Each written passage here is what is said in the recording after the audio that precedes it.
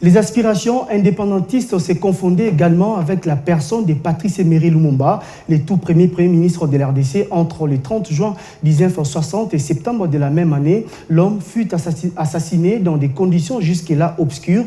Difficile alors de parler de l'indépendance de l'RDC sans faire allusion à ces héros nationaux et combattants de la liberté. Cet artisan a connu une très brève carrière politique. Je vous propose ici, pour vous rafraîchir la mémoire, ces récits de Guilain Kabalundi retraçant le bref parcours de cette icône politique. Léopoldville, 1960. Moins d'un mois après l'accession du Congo belge à la souveraineté nationale et internationale. Révolte, insurrection gagnent le terrain. Les émeutes visent dans plusieurs coins les intérêts des colons.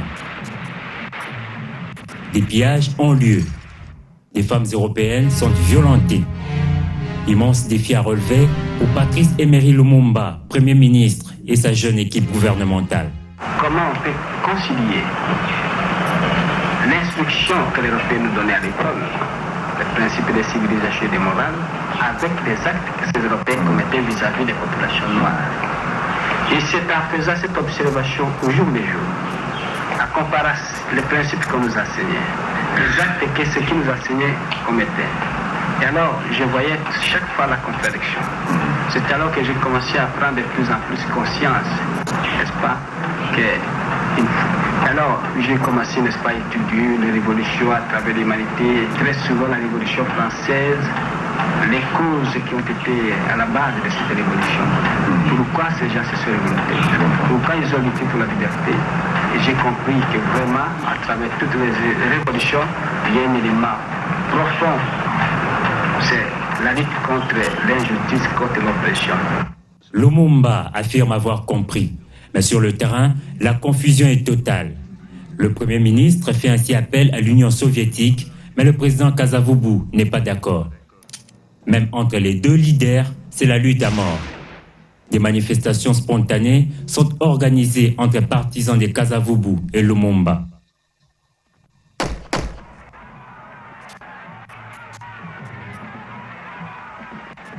De ces bras de fer, c'est Lumumba qui sera vaincu. Défaite dont les origines remontent, selon de nombreux observateurs, au 30 juin 1960, lors de la cérémonie d'accession à l'indépendance du pays.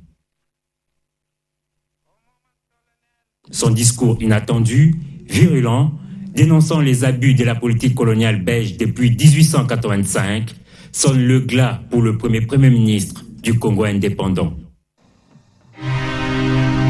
L'homme signe ainsi son arrêt de mort. Arrêté, ligoté puis humilié, Patrice Emery Lumumba fut transféré à Elisabethville, actuel Lubumbashi, où il fut livré aux autorités locales.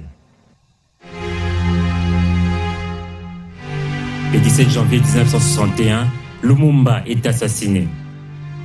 Répandue comme une onde de choc, la nouvelle fait de vagues partout au monde. Au pays, l'heure est à la chasse aux sorciers.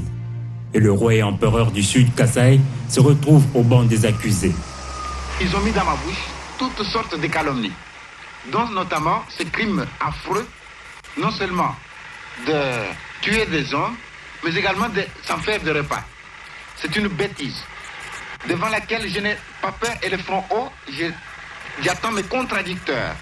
Aux Nations Unies, les délégués du Congo protestent et accusent la Belgique. Il s'agirait de mettre fin à l'action agressive des troupes belges au Congo. Mais, Monsieur Kanza, croyez-vous que si nous avions préparé des complots ou des agressions, nous aurions été de tels traîtres et de tels gens sans honneur vis-à-vis de nos femmes, de nos filles, de nos fillettes, pour les laisser dans un enfer pareil? Une nouvelle page de l'histoire du pays s'ouvre. Patrice Emery Lumumba entre dans la légende. Combattant pour la liberté et la justice, Lumumba, élevé au rang de héros national, représente pour beaucoup le modèle du nationalisme et du patriotisme tant recherché en République démocratique du Congo.